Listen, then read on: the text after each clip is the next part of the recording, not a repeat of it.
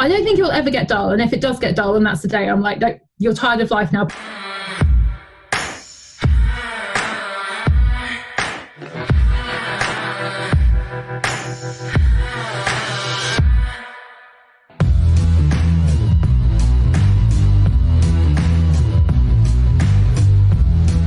Hello everyone and welcome to another episode of Ask Dad About.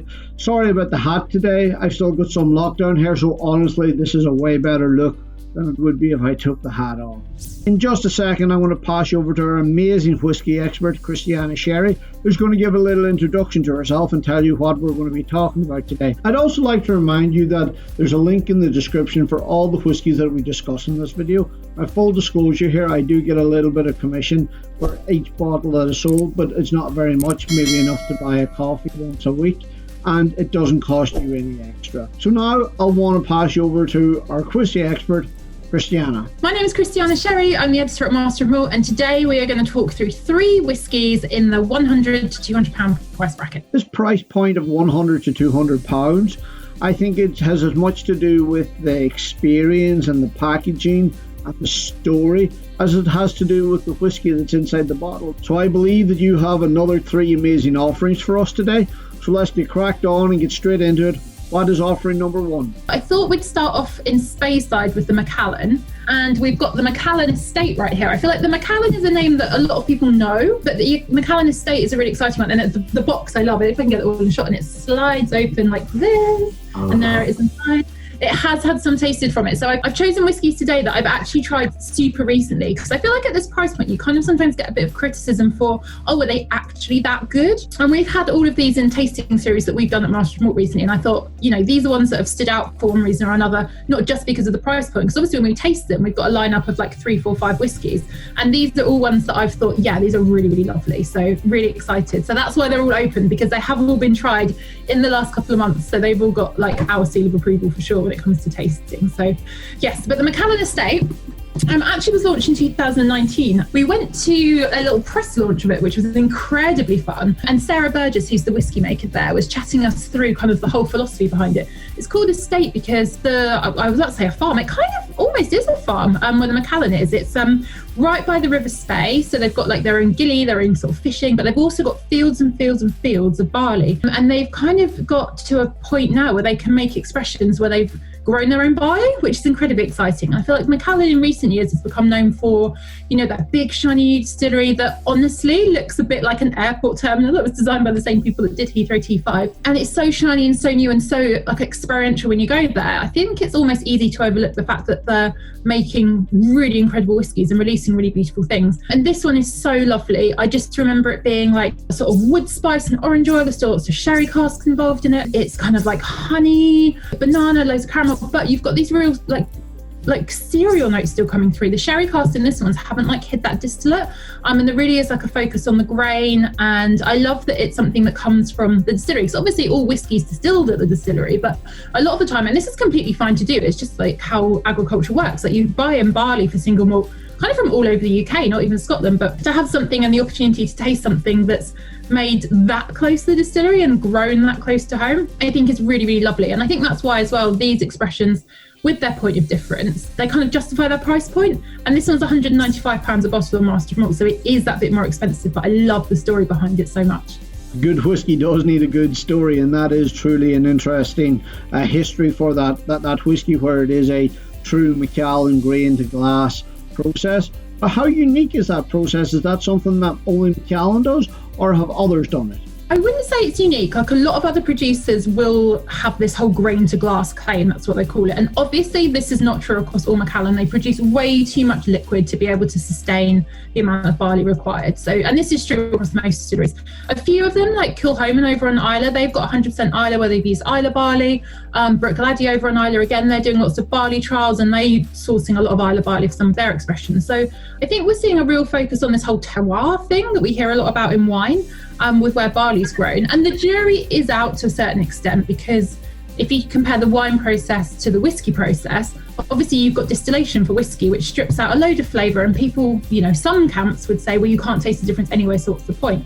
Other people would say, well, of course, first of all, you can, but second of all, it's about sourcing locally, sourcing responsibly, kind of all of this. So there are so many aspects that go into it when you're talking about where barley comes from. Kind of a sense of place story with expressions like this. They're really, really lovely. And I think it just looks so splendid that if you are going to spend a little bit more on a gift, I mean, it's quite weighty. I'm struggling to hold it up. This makes an amazing impression when you get it and when you open it up.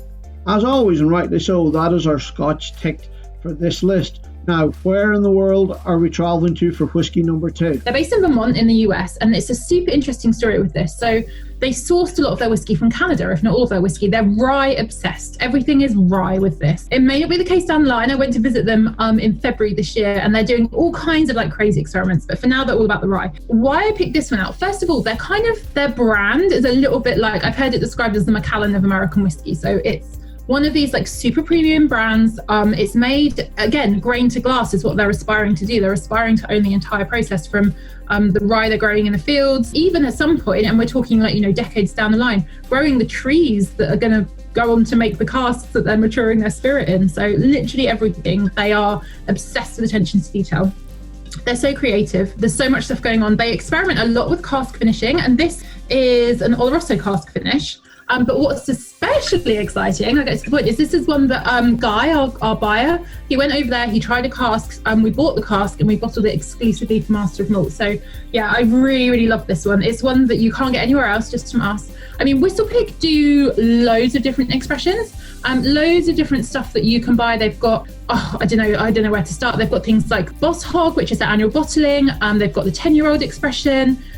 They've got, all kinds of age statements, all kinds of stuff that's going on, straight rye. It's just really, really fun. They've got kind of a sense of, obviously it's a high-end luxury product, but there is a sense of joy and excitement in what they're doing. And I just really love the whole philosophy of bringing together all the different parts of whiskey production. The farm that the distillery is based on is in the middle of nowhere in rural Vermont. So as you drive down from the airport, it's about, I guess, maybe an hour and a half's drive, but you've got the mountains on one side, you've got in the distance, you've got the lake on the other.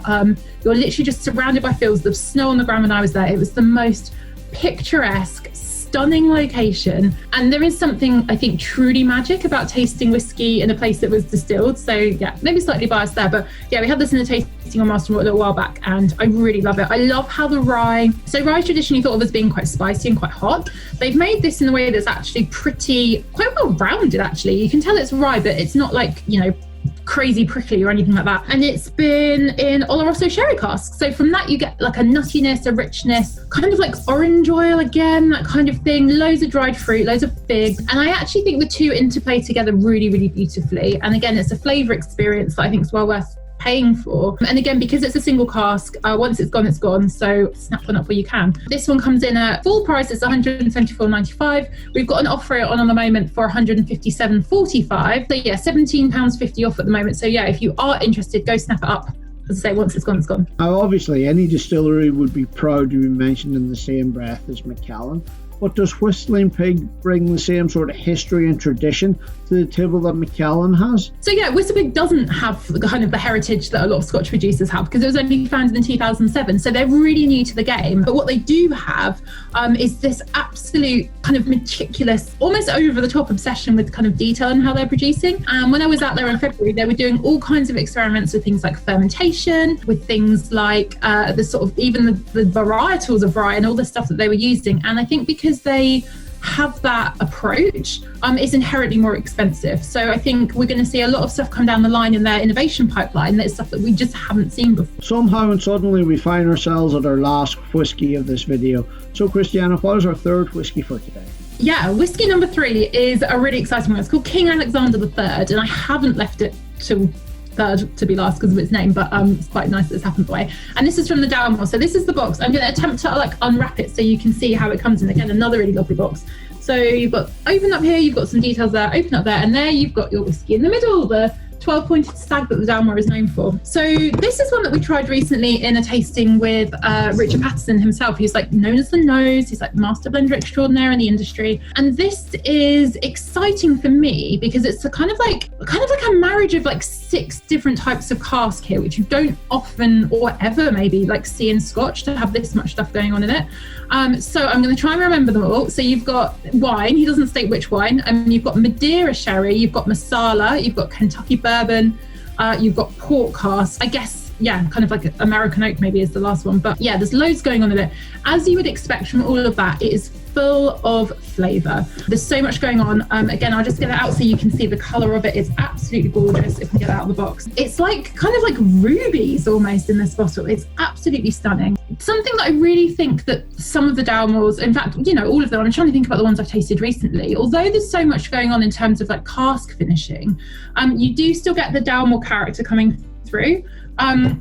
It's for me quite like a nutty dram, quite like an oily spirit, and I really like that you can still get that coming through despite all of that going on in there. And similar to the Macallan, like Dalmore's become this brand that people love collecting it. It's kind of synonymous with this luxurious experience, this, you know, elevated drinking experience, and it's really exciting, I think, to come at this stuff with that appreciation of, you know, what's gone into it. Like to blend that number of casks together to make this batch is no mean feat. To get it so that you can kind of like taste all the component parts, still have the distillery character, still have them all like marry together beautifully and hold that balance. Yeah, it's really gorgeous. And for me, it's the malty cereal, it's the oiliness, it's the nuttiness, but with it you've got like kind of like almost cherry vibes, and it's still like fruity as well. Like Dalmore's all about the fruit, and it's a really exciting one. And it comes in at £174. So Kristiane, those were definitely 3 amazing whiskies for this price point. But now I'm going to be slightly mean to you.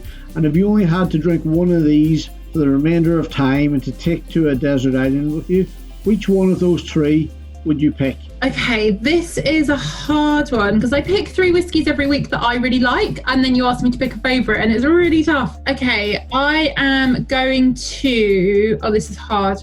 Okay, for no reason other than when I went in February, because I think all 3 of these liquids are fabulous, and you will not be disappointed in any of them. But because when I went in February this year, it was absolutely stunning, and it's a Master of Malt exclusive, I'm going to go for the WhistlePig. This is the only place you can get this liquid from, is Master of Malt. WhistlePig obviously is kind of everywhere, but this particular expression, the Oloroso cask one, Oloroso barrel, I should say, it's American.